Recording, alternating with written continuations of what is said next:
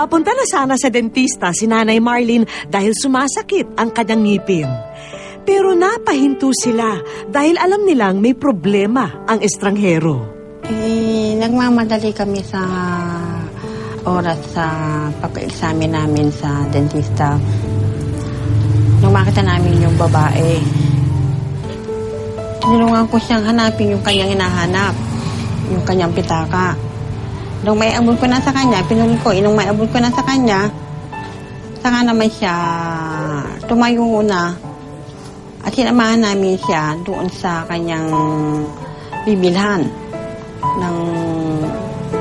Sabi niya, kailangan niya pumunta ng tindahan para makabili siya nung sinasabi niya. May atid namin siya doon, umalis na kami.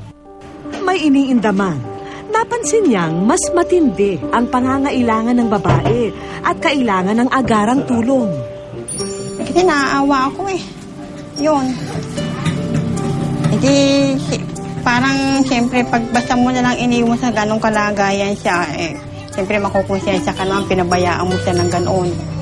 Yung time na yun, ang nasa isip ko, baka bigla naman siya makatawid, masagasaan pa siya. Mahirap na nga raw magtiwala sa panahon ngayon. Pero para kay Marlene, mabuting kalooban pa rin ang nagdikta ng dapat niyang iasal. Pero wala akong iniisip na maaari meron siyang kasabwat. Wala akong iniisip na gano'n. Kasi magkasa loob namin ng makatulong. May mga pagkakataon na raw na may mga natulungan sila noon. Pero ngayon, hindi barya o pagkain ang kailangan. Meron lang kasi mga nakikita akong mga bata doon na nangihinan mo. Yun lang, binigyan ko lang sila ng prutas. Yun lang. Walang maliit o malaking tulong. Basta taos puso mong inialay, wala raw katumbas ang halaga. Dahil isa itong biyaya na hinandog mo sa iyong kapwa.